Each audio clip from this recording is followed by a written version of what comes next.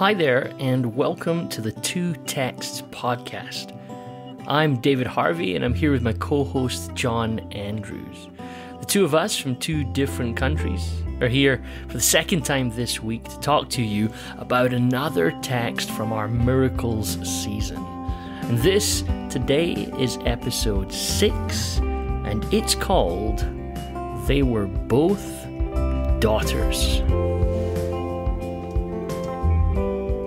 Well, hi David, it is wonderful to be back again, and we are dipping into our second part of Mark chapter 5. Wow, we had a blast thinking about Legion and Jesus delivering this man and this incredible story in the early part of Mark chapter 5.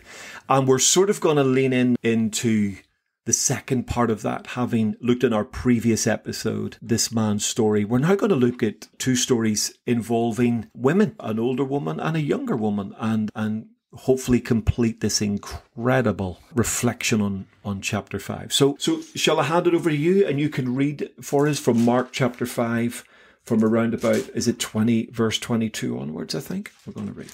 Yeah, let's begin Mark 21, just cross over from our last episode, actually. Jesus has been doing a chunk of sailing in Mark chapter 4 and 5. And as we pointed out in the last episode, they're basically just sailing back and forward across the same bit of the sea. So yeah, verse 21 of Mark 5, so Jesus crossed again in the boat to the other side. A great crowd gathered around him, and he was by the sea. So it's quite interesting. You've got the contrast, actually, from our last episode that Jesus has been ejected from the region he was in. By the time he gets back to cross to the other side, closer to home now, there's a big crowd waiting for him. So let's pick this up from verse 22 then, John. It's one of... Somebody's going to send you an email one day and say, David says this about every verse that he reads, but one of my favorites. Well, actually, and I'll tell you this, John, just out of interest, well, maybe it's not of interest. The reason this passage is one of my personal favorites goes back to my first year in seminary when I was learning Greek. And this passage of Mark's Gospel is the first time in my life that I was looking at a text in the original language and saw things I'd never seen before. And I remember sitting with my Greek text. It was hard work for me because I was still learning it, but I saw some things, and I remember thinking, I've got to get better at this because this is amazing. And so there's a deep personal sense for this story for me that when it was one of my first kind of deep dives into Scripture. So beautiful. With that little bit of autobiography over, let's go into the actual brilliance of the text. So then, verse 22 of Mark 5, then one of the leaders of the synagogue named Jairus came, and when he saw him, fell at his feet and begged him repeatedly, "My little daughter is at the point of death.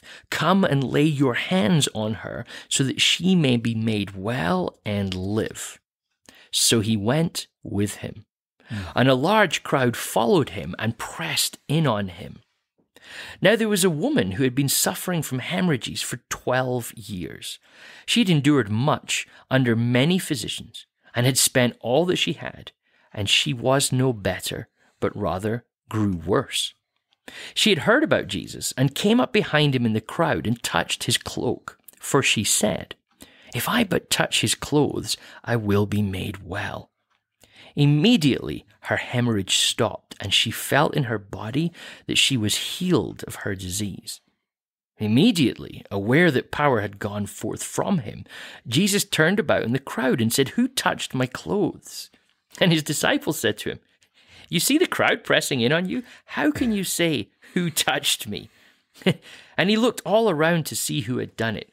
But the woman, knowing what had happened to her, came in fear and trembling, fell down before him, and told him the whole truth.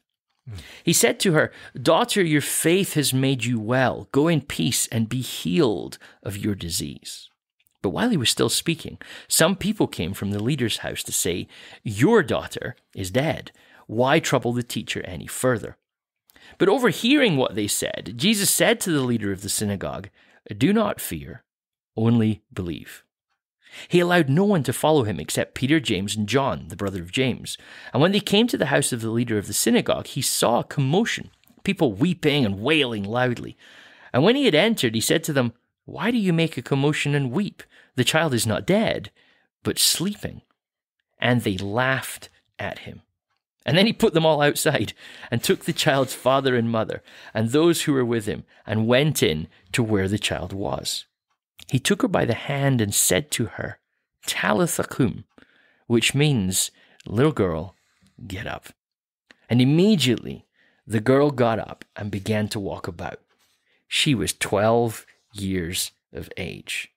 At this, they were overcome with amazement, and he strictly ordered them that no one should know this, and he told them to give her something to eat. Come on. Give her something to eat.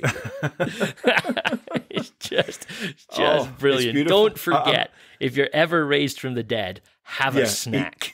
Eat something. Eat something. Absolutely. Make it healthy, though. Make it healthy. But yeah, absolutely. Even as you read that, I moved. Do you know, I've been raised in church. I've been a follower of Jesus consciously as a follower since I was 8 years old.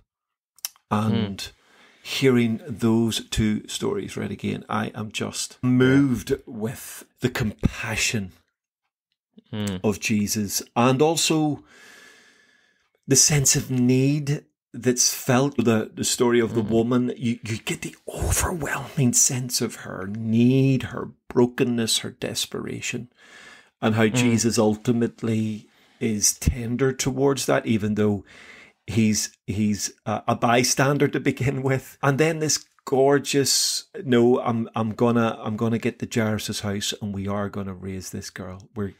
I just love, I just love the Jesus I see in that, David. We're gonna dig in and get a bit more, but you know what? This is gorgeous. It's absolutely beautiful. Yeah. And so we probably spend most of this episode talking about how much we just love all of the little things in this text. So big contrast just for a second. Going back to our previous episode, we had a Gentile man oppressed by an impure spirit in a Gentile region hanging out in the tombs. They crossed the lake, and now we have a synagogue leader. So a man of some societal influence, a man of some social status, a Jewish man in a Jewish region in a very Jewish job, right? For want of a term. Like, notice the contrast that Mark is just drawing for us here. Beautiful. The Jesus who goes to this man is also the Jesus who comes to this man. And just in case you don't get that, we're going to insert into the middle of this story a marginalized poor person once again. And of course, just I've been reading a really fascinating book of late by Matthew Thiessen. He wrote a book called Jesus and the Forces of Death. And it's really interesting because he looks through a lot of these stories in Mark chapter 5. And one of the things he notices is that between the story of our last episode about the demoniac in the Gerasenes, and then Jairus' daughter, and then this woman, ritual impurity is a thread through all of them. It's an impure spirit. The daughter turns up dead, so it's a corpse. The woman has this 12-year-long hemorrhage, which would be an abnormal sort of bodily emission, therefore creating permanent ritual impurity. So there's something going on. We might want to come back to that at some point, but there's also a thread. So there's a thread between the status of the people fluctuating, but there's also a thread of them all navigating perceptions of what would be called ritual impurity. Yeah, really good. And I think actually Jairus himself is a great sort of jolting of that idea. So we've left the impurity into purity context of the Decapolis. And of course, it's interesting it describes Jairus as a synagogue ruler. And there is a suggestion, David, that synagogue rulers may have been lay people, but also you may have had local Pharisees leading. Now, that would be an interesting one into our little sort of Jesus and Pharisee conversation. Yes. If Jairus is a Pharisee, and it's a big if, and we don't want to build our house on silence here, but if Jairus is a Pharisee, then you've got a very, very interesting moment. So you've got this unclean, impure spirit in the early part of 5. And then you've got this man absolutely, if he is a Pharisee, committed to absolute purity. I mean, Pharisee means separated one. But of course, if he is a Pharisee, not just the synagogue ruler, then falling at the feet of Jesus. Something big going on there. I catch the spirit there of Nicodemus coming to Jesus in John 3. Yeah. We know. We know you're a man sent from God. There was a bunch of them, you, and for one reason or another weren't always coming out in public. Here's Jairus,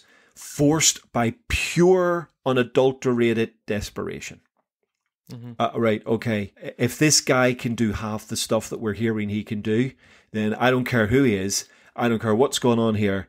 I need him to get back to my house and heal my daughter. So you suddenly then have this incredible moment where maybe this man would have kept a distance from Jesus, but now his own desperate situation forces him to kind of say swallow his pride. Maybe that's too strong, but certainly humble himself before this Galilean rabbi and say, please, I need your help. You have to come and help me. And I do love that. I love that jolt, the demonized man running to Jesus and worshipping him in maybe a small W there. And now Jairus coming to him and begging him, falling at his feet and begging. I love that. If you've listened to the previous episode, this language of begging appearing once again. Same language, same word being used all the way through there. Parakaleo. Yeah, it's beautiful. And so little point of note, what Jairus actually says then. So my little daughter is at the point of death. Yeah, I mean, I think for me there are two things within this. I think obviously at a micro level, oh my goodness, I'm a dad, I'm a granddad, and my little, you just, you feel the pain of a father, crying little daughter. But then there's this gorgeous contrast, as we're going to lean into later on, when the woman gets healed and Jesus calls her daughter. And I struggling to control myself now. I just don't think that's an accident. Jesus has been summoned to the house of a man whose little daughter is dead or dying at this stage.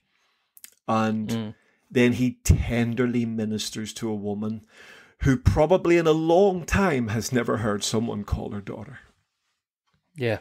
Because she's been ostracized and marginalized and has been probably perpetually unclean and has taken a risk to just be in that crowd. And when Jesus discovers who it is, his daughter, I love this. And I think that lovely tension and contrast in the text, the focus goes from a wild man to a little daughter and a daughter. And it's something we've reflected on before, David. I think these gospel writers are just much more clever than we give them credit for sometimes. We just see them as storytellers, and I think, that feels like a deliberate just connecting of these beautiful threads. And I'm very drawn into the desperation of a dad and the tenderness of Jesus to both women in question. Yeah. Lovely. Yeah. Well, let's just talk a little bit about hermeneutics for a moment, right? And I love the fact that we use the word hermeneutics. It's a Greek word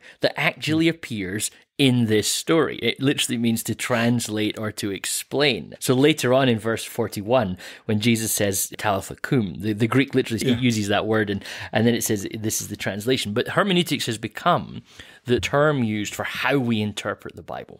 Okay, so something we've said a lot in this podcast has been, the gospel writer seems to be doing this, Mark's doing that, Matthew's doing that. And sometimes some readers might be going, wait a minute, I'm not sure if I'm comfortable with you putting this weight on Matthew. Maybe they think, no, these are just the words of Jesus you're talking about. And so it's probably important for us to say, there's the words of Jesus, there's the stories and the happenings, but there's how the gospel writer constructs the stories in terms of, I'm going to put this one here and that one there. And we know the gospel, Luke tells us at the start of Luke, John tells us at the end of John that we're doing this with strategy and with thought. And so the way they line stories up together is important. But Mark 5 is a really great example of what we're talking about here, because the stuff that's happening in Mark 5 that is Jesus talking. And you and I would want to share a sort of interpretive approach to the Bible, that when Jesus talks in the Bible, the gospel writers have done their best to record that accurately, right? So we're not trying to undermine that. And sometimes people might think it sounds like you're saying that when we talk about, oh, look at this word matches to that word and the way Mark's lined it up and everything like that. But you get this double level happening, Mark. So it's a really good example to people as to how the gospel writer is also doing really important theological work while they tell you a story that we would say actually happened, right? Now, if I was a good preacher, John, I would keep this point for the end, but I'm going to say it now to help us hermeneutically. So in the words of Jesus and the words of the story, there's this thread of daughter. My little daughter is at the point of death. Then Jesus turns to the woman and he says, daughter, your faith has made you well. And while he's saying this, the people from the leader's house come and say, your daughter. The beautiful contrast. Daughter, your faith has made you well. Yeah, but your daughter's dead, right? So there's this horrible clash. That's just in the language of the text. So what you're saying is, I think there's a connection there, David. I think that Jairus' language of little daughter, Jesus' language of daughter, it's linking these stories together. Okay? So now, I'd love for our listener to see is that you might think, well, is John pushing it too far there? Well, I'm going to say, no, you're not pushing it too far, because look what Mark then does in the narrative of the story. So this isn't things that people say in the story. This is Mark now painting the picture for you.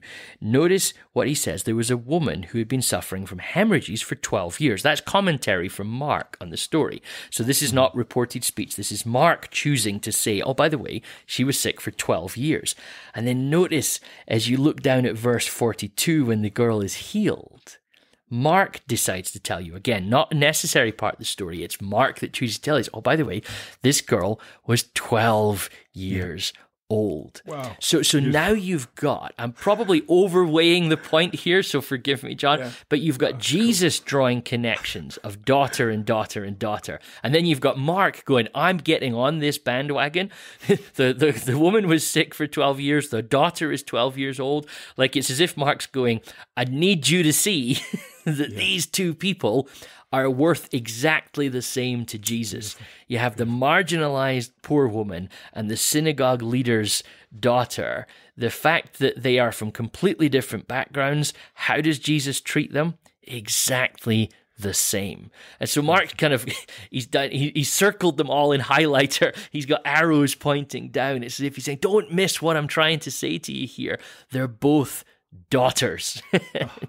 It's awesome, isn't it? Oh, it's gorgeous. And again, doesn't it show the value? Our listeners will be tired of hearing this from us. But the value of reading sometimes, especially in the Gospels, the sweep of the story. So don't fall into the trap of just isolating these stories as, oh, this is the bit where the woman gets healed and this is the bit where Jesus raises the girl. There is a sweep to these stories that often, not always, of course, but often connect in the most glorious way. And I do love that idea of those lovely connected thoughts that are just showing us. And again, it's, of course, the challenge is not what we don't want. Is, oh, isn't that cool? Isn't that a nice connect? Oh, isn't it great that those words connect? But of course, we're leaning into, but why? Why do they connect? Is what's going on here? And of course, what you've got in Mark 5 is two females. One, it seems a little girl, so maybe pre-bat mitzvah girl. So this is a girl, not a young woman in Jewish culture. And then you've got a woman, and both treat it with generosity and care and love and respect, and both swept into this kingdom mandate that Jesus is giving to us. So it's just beautiful. It's not just clever connections. There is a reason for those clever connections that the gospel writers want us to get, because that's who Jesus is. Yeah, and you've also got both of them with impurities. We've alluded to this already, and not just within the Jewish world. Throughout the ancient Mediterranean, there's this sense that there are purity codes relating to how you deal with the hemorrhage type situation. And it's very vague. What Mark's actually describing here, but you've got this, and you've got a corpse in the nature of a dead girl. So this is some things going on with Mark of pointing together. We're going to talk about this perhaps later on once we've kind of dug in through the text. Jesus' relationship to impurity, which sounds like very ancient language. It might not make a lot of sense to us, but again, this becomes a question of Jesus' relationship to people who would be excluded. Impurity does create periods of distance between you and others in that sort of ancient mindset. If somebody was looking for some homework, Leviticus 15 would be a little bit of homework reading for you, where literally this work through of the kind of impurities that can happen from bodily discharges, some of which are abnormal, some of which are normal. But what they do is that these, when you suffer from some sort of discharge, please forgive me trying to be very cautious with my language, because you may be listening to this in the car with your kids, and you would respect us being careful with how we say things. But when you're dealing with any bodily fluids, for want of a better term, the rules in the Old Testament particularly are actually connected to their ideas of sacredness. So it's not that some of these things are perfectly normal and perfectly regular, but classify you as ritually impure so that you'll keep your distance from the sacred places and the holy places. They're not rules that are designed to exclude permanently. They're rules that are designed to preserve a concept of holiness and a concept of purity that I'm going to suggest in this passage Jesus might be inverting slightly and might be sort of messing around with at some level, doing something unexpected. Picking up your gorgeous thread on that, isn't it interesting then that in the two women, the little daughter and daughter in these two stories, they both either touch or get touched. So isn't that interesting? Yes. So for example, there's no touching in the first part of Mark 5. So in a Gentile context, that probably wouldn't even be so noticeable if Jesus had have touched the man. And of course he speaks to the demons and the impurity leaves. Here there's touching, so the woman touches the hem of his garment. Him, really, I mean, you can't separate the two things. So she's touching him, and then he takes her hand, the little girl's hand, the little daughter's hand. So isn't that gorgeous? So if you've got this idea of uncleanness is not just unclean per se, but it's an uncleanness to protect sacredness. Here's Jesus, the sacred one, being touched by unclean and touching unclean. I mean that's, and to me that is, whoa, it's just. Yeah.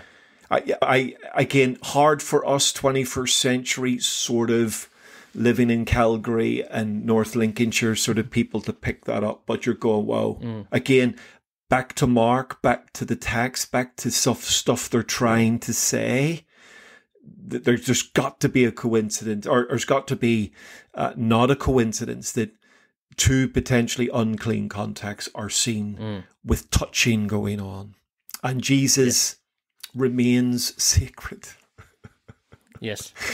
And they become clean. So I'm sorry, I'm getting very emotional. I'm getting more emotional in my old age now. I am so sorry. I think you're picking up on exactly the sort of things that we want to be picking up in this story. That generally speaking, when you are ritually impure, let's use a very up-to-the-moment word. What happens to a person when they are encountering a moment of ritual impurity? Now, let me just be really clear on this. Ritual impurity doesn't mean you've sinned, right? It just is something has happened that means you just need to go through a period of purification or a period of waiting. And you go into quarantine. There's a word from the 21st century for us. So you would sort of quarantine yourself away from folks for a little while. Now, I think it's important that when we talk about ritual impurity as well, that we always track that. We're not saying this person's dirty, right? It's not that they're not washing. In our minds, purity and cleanliness are kind of the same thing. But in the ancient world, this is not about cleanliness. This is about religious and ritual purity in that sense. And so one of the things that's important to note is that when you are ritually impure, there basically is a sense that you are infectious, right? And therefore everything, I'm tempted to riff too much on COVID-related things here, John. Like, what is the R number of ritual impurity or something like that? But if you are ritually impure, anything you touch has the potential to be ritually impure as well. And there's even discussion within the Jewish literature about what then happens to the people who then touch that stuff. Right? So, and in some cases, there's this perception that it really is infectious. So the ritually impure person touches the chair, and then somebody else touches the chair, they're now impure. So there's kind of high infectiousness potential about ritual impurity. For this woman, the nature of her illness and sickness is that she will have been ritually impure for 12 years. Wow. So this means it's highly unlikely she's gone to the synagogue. She won't have taken part in any sacred practices. She will not be under Jewish law allowed to have children during this time. There's preventions between what her husband and hers relationships can be. If she has children already, the text doesn't tell us this, but if she has children, her inability to touch them. Imagine, like, we don't have this in the text, but if she does have children and she's not hugged them for 12 years, if she has a husband, she's not been with him for 12 years, she is living an isolated life unless somebody is willing to accept the ritual impurity of being with her, right, and being around her and being her friend. So there's, and then contrasting this, you have Jairus' daughter, who is dead, which also is, I can't say this without sounding like I'm trying to be ridiculous and facetious, but also has completely cut you off from people. Mm-hmm. But there's a sense in which this woman, her womb is dead at some level because something's very catastrophically wrong that she's going to be prevented from having children. At some level, her existence is towards dead because she's completely cut off from relationship and interaction with people. So again, you see these two stories, they're kind of in the same space with each other. And the fascinating thing, however, is that she reaches out and touches Jesus, which is really brave because technically speaking, that should cause Jesus to become impure. Similarly, when Jesus reaches out and touches Jairus' daughter's hand, Jesus should become impure. Of course, the text tells us a different story. Mm-hmm. It's so good. I mean, there's very little to add to that, David, in terms of your summary. I think that's the benefit of slowing this story down, connecting it to its culture, to the moment that it lives in. And this is not always easy for us in the 21st century. We need to do a bit of time travel and detective work, but it's worth the effort because then it takes these stories to a whole dynamic new level. That this isn't just a random thing, but something powerful is being communicated about who Jesus is. And he is providing wholeness, can I say, in the proper sense of the word, purity. And we're nowhere near a temple. We're nowhere near a synagogue. We're nowhere. He is taking on the impurity of these two moments and bringing wholeness and life, just as he did to the man in the Gerasenes. He drove out the spirits that were impure in him. Now the impurity leaves these two contexts in both very different ways, but very tender. Very tender. If Mark 5 begins with something that feels dynamically combative, then the next two stories feel dramatically compassionate and tender. And it shows, doesn't it show again Jesus shifting? He can be this sort of warrior driving evil away, and yet he can be this brother, this husband-like person, this father-esque person. He's taking on the context of speaking to a woman broken and saying daughter, almost a father language to her, which would have been so redemptive. And then, of course, the tenderness of taking the little girl by the hand. Notice he doesn't call her little daughter, because that's not his language, but he calls her little girl. I love that. And again, the tenderness of that little girl rise up. So it's beautiful, David. It's so good. I think it's worth just a little moment around this touch of Jesus as well, from the woman with the bleeding, the hemorrhages. She says, if I but touch his clothes. It's interesting that we noticed it in the last episode. It was just kind of alluded to quickly. But when you're over in the end of Mark chapter 6, as stories of Jesus are sort of spreading, you get this sense that people are begging that they might even come and touch the fringe of his clothes. Now, I don't know what your sort of connection with this, but I've seen some people, writers over the years, try and connect this to a little bit of messianic prophecies. I don't know if you've encountered this idea in Malachi chapter 4 and verse 2, that the Son of Righteousness will rise with healing in his wings. And a few people have noticed that in the Hebrew of Malachi chapter 2, there's Malachi chapter 4, verse 2. The word is kanaf, right, which is used to describe wings. But kanaf is a word to describe garments, and sometimes the edge of garments. And so some people have wondered, it's just a kind of thinking out loud moment, John, but some people have wondered whether there's something potentially going on here, that the woman sort of channeling a little bit of her messianic hope, that if this man is the Messiah, then is healing in his kanaf, is healing in his wings or garments. And therefore, if I can just touch his garments, then I will be healed. And I know now it's not, Mark doesn't draw the connection explicitly there, but it's just one to think about. I don't know, have you encountered this? Do you have thoughts on that, John?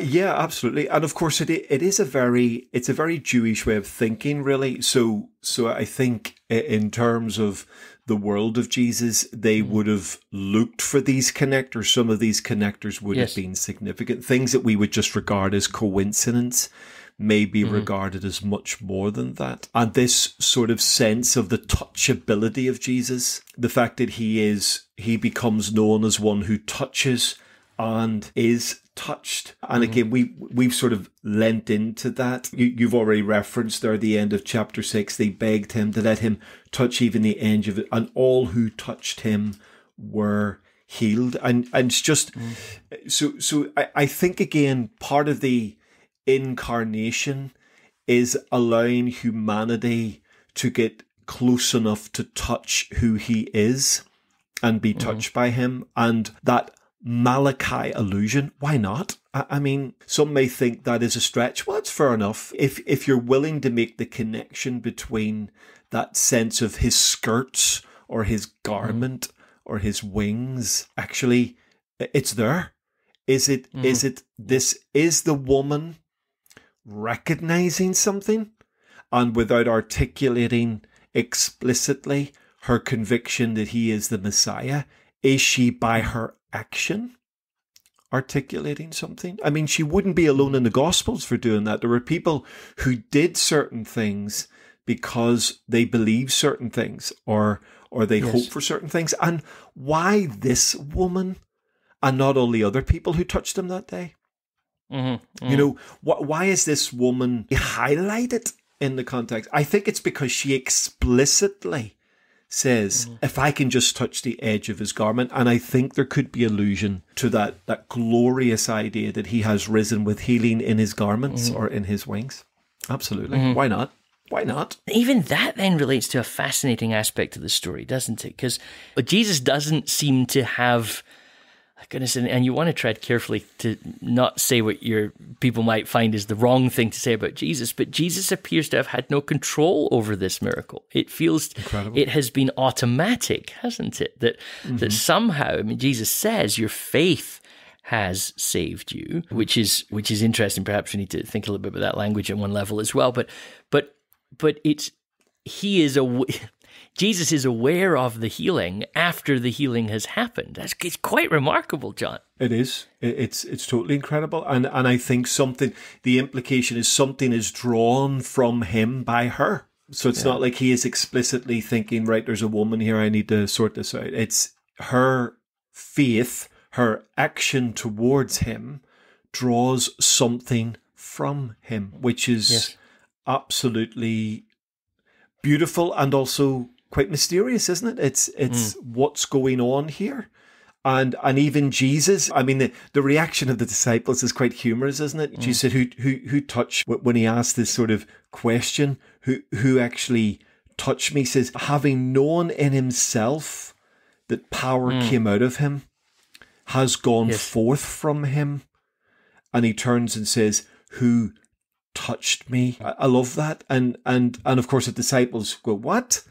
What do you mean? There's, but then doesn't it show us again and again? I suppose if we're trying to draw lessons from this, there's touching and there's touching. So there is a touching of faith, whatever we mean by that. And then there is the rubbing up against the bumping into the hustle and the bustle. But something's going on here that draws God, that draws God's power. And I love that. Something in the heart of this woman draws the power of God to her. And at the same time, that there's also that kind of mark and reversal idea going on, that the unclean, the impure person touches things and they become automatically impure, but Jesus touches things and they become automatically pure. They become automatically clean again. It's quite beautiful. It's quite fascinating, is it? Again, I've mentioned it already, but there's a beautiful little line in Thiessen's book on the forces of death that he just says, the story of the hemorrhaging woman gives readers the impression that Jesus is innately, or one could say ontologically, opposed to ritual impurity, and that his body, like a force of nature, inevitably will destroy impurity's sources. I love that quote. This idea that Jesus might innately, like something in his being, just reacts against the forces of impurity. Like what a brilliant thought. Fantastic. That what you're seeing in Jesus isn't. Well, and let me not misquote. It's not that we're saying Jesus isn't also consciously trying to eradicate the forces of impurity and evil, but it's so much who he is that in this situation, it's even happening without his conscious awareness. Yes. Like it's awesome, isn't it? It's awesome. And I love the humanity of the moment in verse 32 as he was looking around to see the person who had done this. I mean, there is a glorious, mysterious, paradoxical moment here of the incarnation, isn't it? So, there would be a view that Jesus is always aware, always in control, knows everything, knows everyone because he is God. And here's a beautiful sort of human moment. And the tension, power has just left him that's healed this woman. So that's a incredible, wow moment. And yet he's going, hold on, I need to locate the person who did this. Isn't that a beautiful paradox? Now, I know that messes with our head a little bit, but I like that. I like the sort of messiness of that. I think there's a grace in that messiness that sort of goes, well, why didn't Jesus just knew who it was, and why didn't Jesus just spot her before she even got there? And you get this impression, please, listeners, don't throw anything now at your laptop or your phone, but that Jesus didn't quite know what was about to happen. And I love that. I love this sort of sense of humanity here, which draws us into the story even more. And doesn't it feel then like his reaction to her feels really then tender and natural, rather than feeling, oh, well, I knew this was going to happen. Here's my answer. It's like a reaction to her.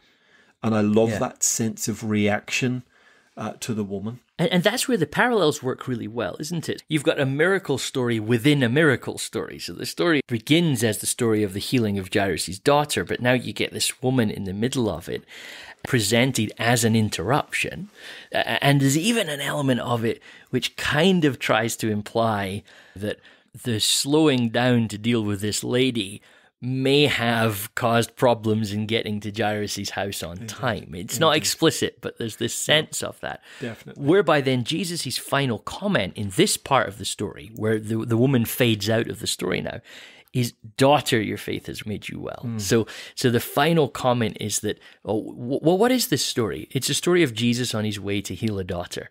Well, if Jesus is in the business of healing daughters, of course he's going to stop on the way to heal this daughter. And in case anybody misses that, Jesus is going to call her daughter. And then the fact that then the intro into the next phase of the story is now, but your daughter, Jairus, your daughter is dead. This daughter is healed, but your daughter is dead. So it's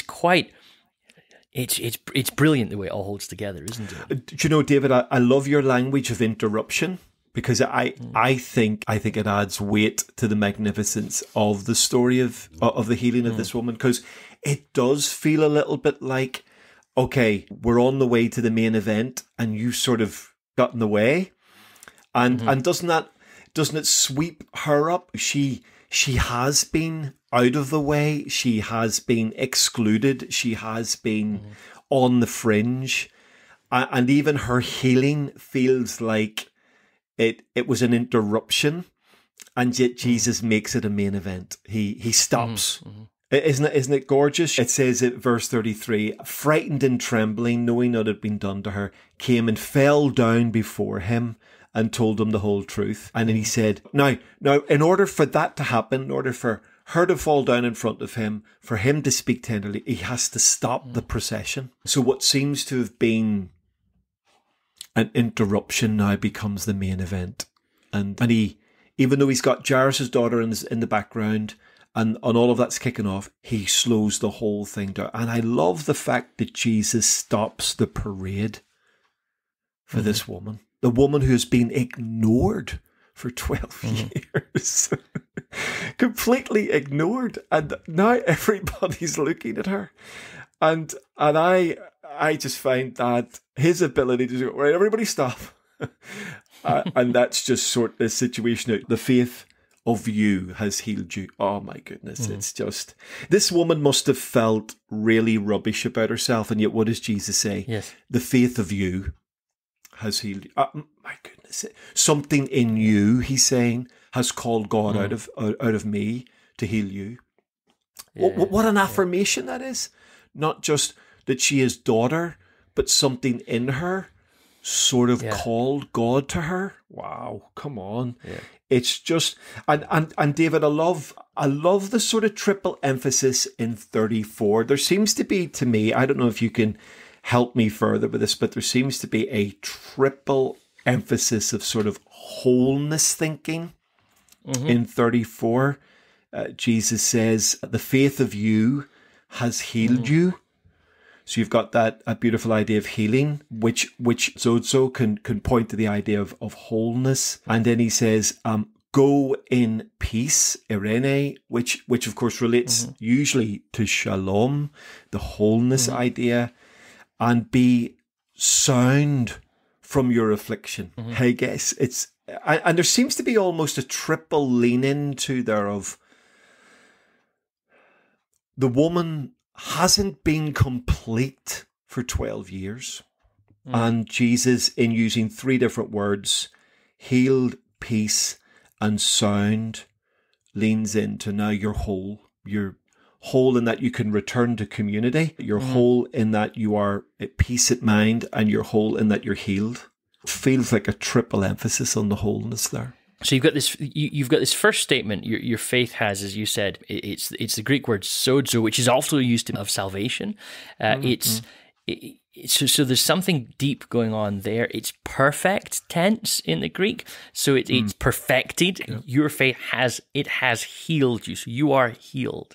And then you get these two imperatives. Go. It's imperative, isn't it? Go in peace. Actually, you can head off into this now because it's perfected. This healing is, so you can depart. There's nothing else for you to do. And be well, like be healthy is another way to translate it. Be well or healthy from what it was that was inflicting your disease. So generally, what happens within Greek language is when you have this sort of range of emphatic statements, they basically build the intensity. So this woman is completely sorted out. Within the Jewish context, the idea of peace and shalom and wholeness is there. So go in wholeness, go in completeness. It is, John, it is beautiful. It's gorgeous. It's quite something. And so then we transition over to this, then the dark side of the story that actually it turns out that Jairus' daughter has died in the process of this. And you hear this sort of fatalism of, so why trouble the teacher anymore? So you go from the heights of, wow, Jesus' involuntary action has healed this woman, and down to now, well, we should probably just end the story here because there's no hope. Yes. It is a jolt, isn't it? It's a big, like a crunching gear change right in the middle of the story. I mean, verse 34, it's almost like the crowd is hushed. We are hearing these amazing words. The woman is affirmed and transformed.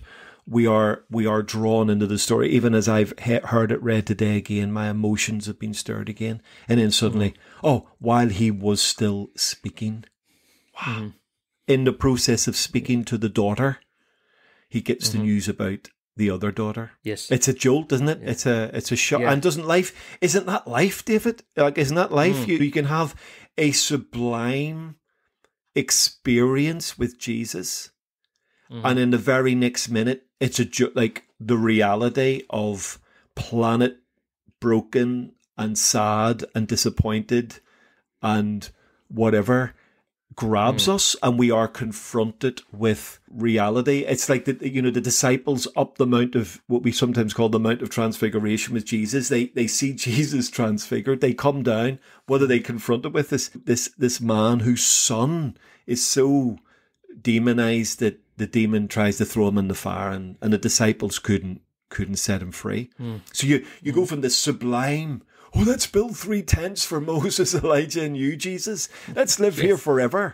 And then you come down the hill and you go, confronted with grungy reality. Isn't that verse 34, 35? Isn't that our lives? Isn't it like sublime, ridiculous, like glorious, painful, blessed, and broken?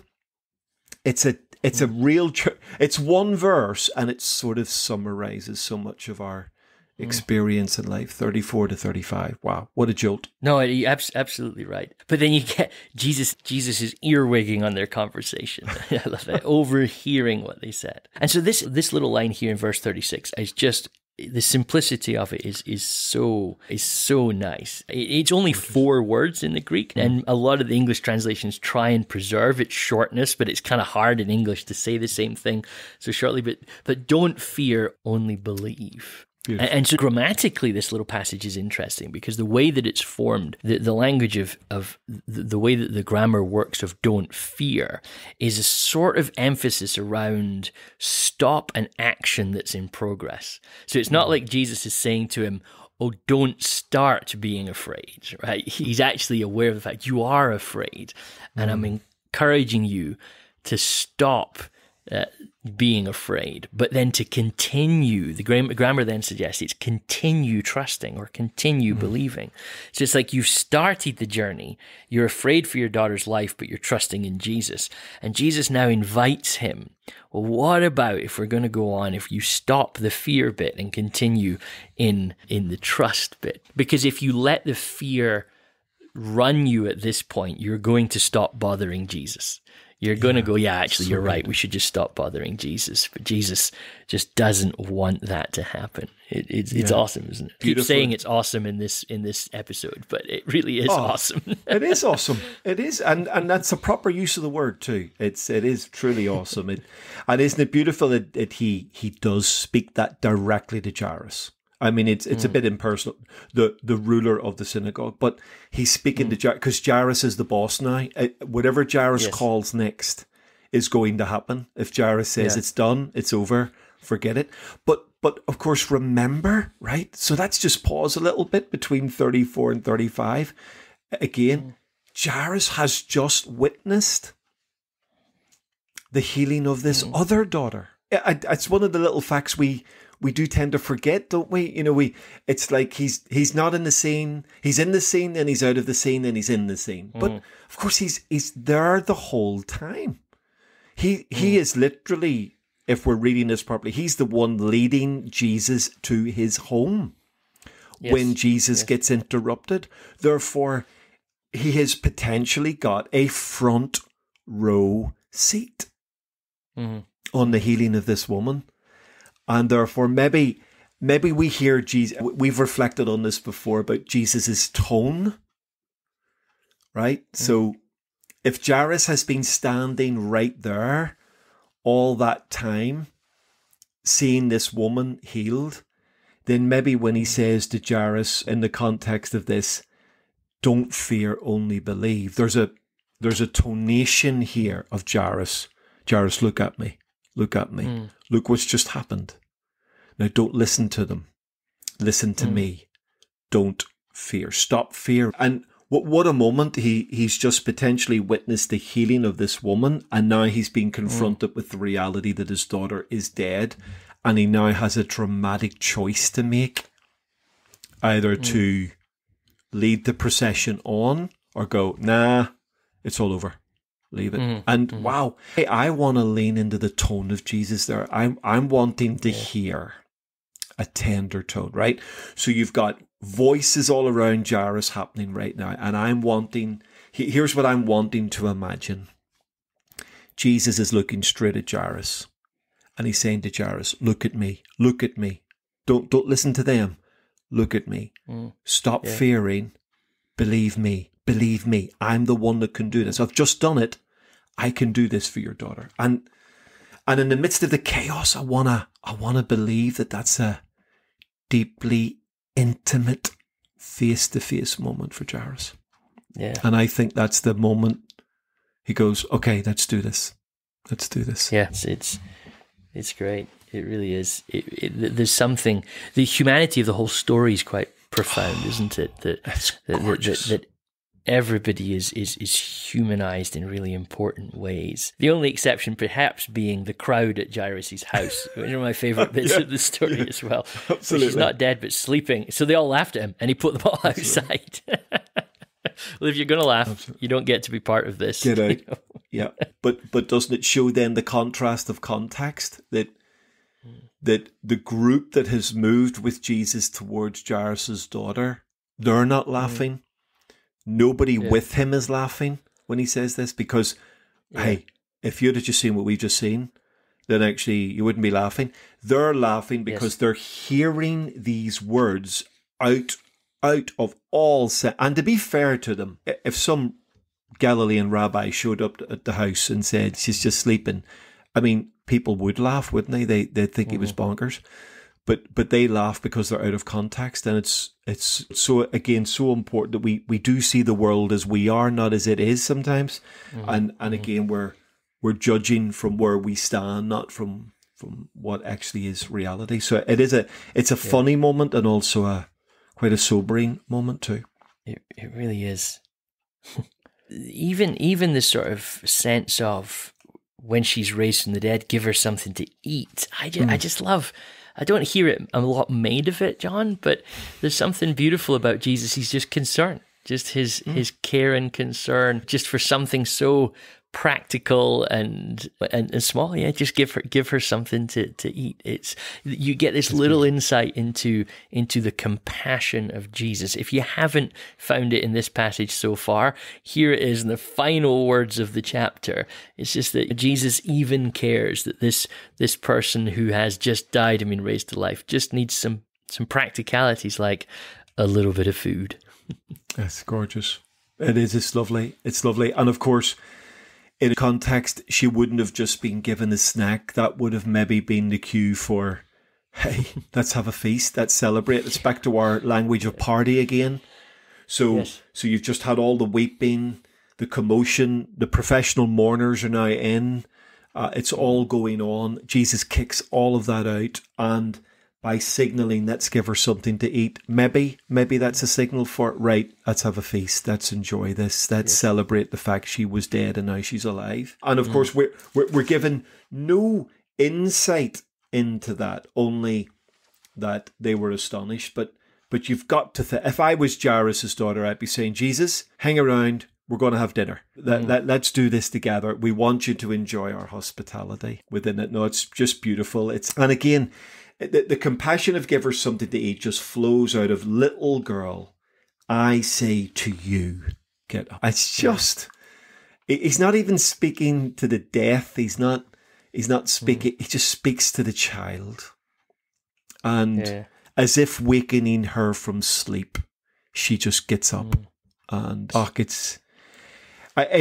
are scenes in the Gospels where I would love, if there's a heaven flicks when we get to heaven and we can go to a library and sort of just like get a download. This would be one of the stories where you go, I'd love to see the reaction of the group and how people respond to that.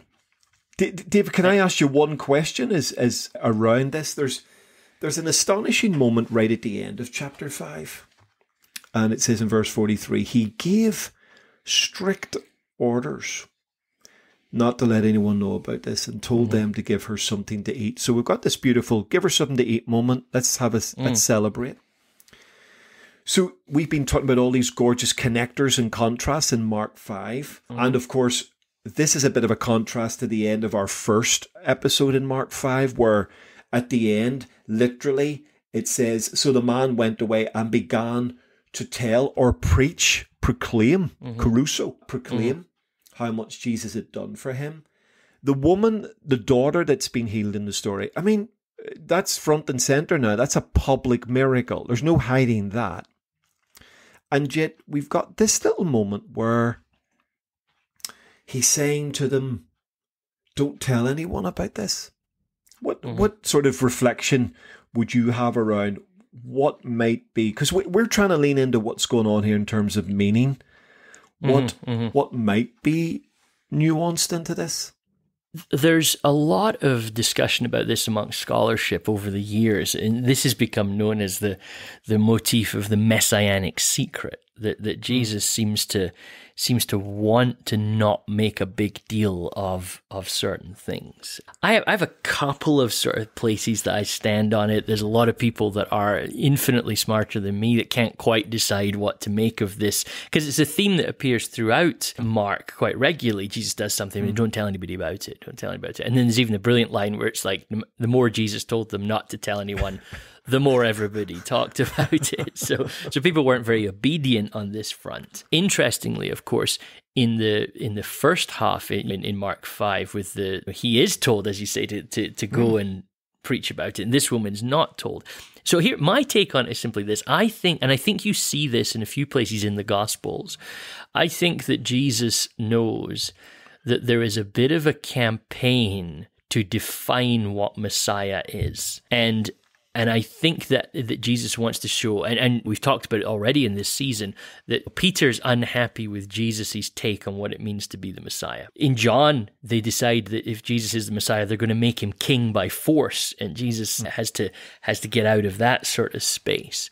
So I think that when you come to be the Messiah as Jesus did, but you're going to be a Messiah that's different from what everybody expected, I think it's very important that you try to avoid the popularity quest, the journey of celebrity almost. So I think there's some fascinating little inputs potentially there as to why Jesus doesn't do what we would perhaps do in the modern Western context, which is let's hold a rally and really let everybody know about this. It seems like Jesus is concerned that people will draw the right and wrong conclusions here in that. But then there's another thing that Mark does, which I just want to mention, which I've always been fascinated by, that consistently throughout the gospel, people are told, please don't tell anybody about this.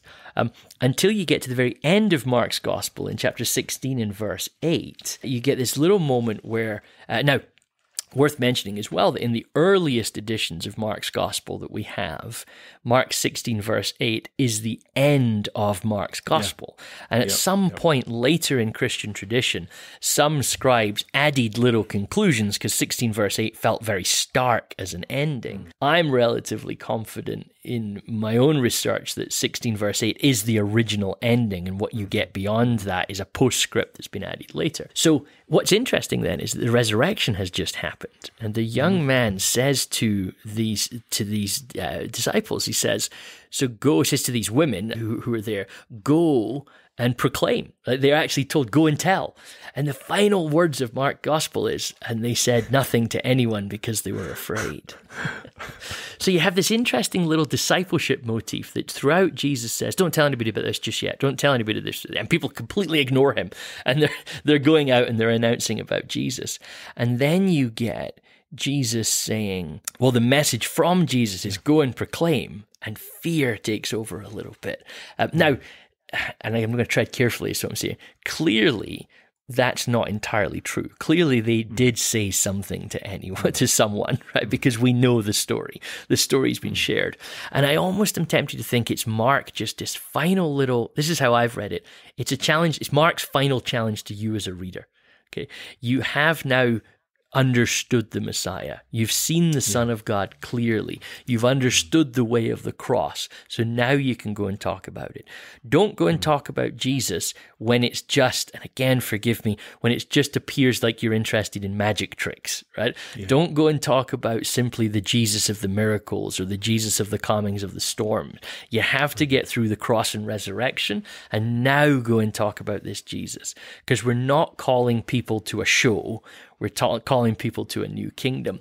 So for me, that's how I've tried to sort of sit with this strange theme throughout the Gospels. Does that help, John? Oh, that's very helpful. I think it's very helpful for our listeners who are trying to, if we've been encouraging them to read Mark 5 as a flow, there seems to be a bit of go and tell everybody in your hometown what Jesus has done in a Decapolis setting, but here in a Jewish setting, be a bit more careful.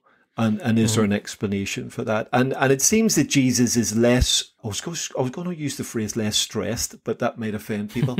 Jesus is less concerned of words spreading about him in a Gentile context and certain words spreading in a Jewish context. And also, isn't it fascinating, again, something you said, which I thought was very, very helpful, that the reaction of the man who has been set free from the demons, he clearly has been transformed, not just in his body, but in his thinking. He is a disciple, so he will be spreading who Jesus is, not simply what Jesus did. And it's moving, I suppose it's the challenge of moving the crowd beyond the miracles into the truth of who he is. And then we understand the miracles properly. Whereas if we only are drawn to Jesus purely because of the miracles, we are in danger of missing who he is. And I think as you've lent into, that could be what Mark is helping us with. So it's a beautiful thought. Thanks, David. Wonderful. Okay, so that's it for our two texts this week. Thanks so much for listening as we talked our way through Mark chapter 5. We really hope that you enjoyed it. If you'd like to get in touch with either of us about something we said in this episode, you can reach out to us at podcast@twotext.com or by liking and following the Two Text podcast on Facebook, Instagram, Twitter, and YouTube. If you did enjoy this episode, then please leave us a review or comment where you're listening from. And if you really, really enjoyed the episode, then please share it with someone else. Don't forget you can listen to all our podcasts at www.twotexts.com or wherever you get your podcasts from. But that's it for this episode. We'll be back in 2 weeks' time with another episode. But until then, goodbye.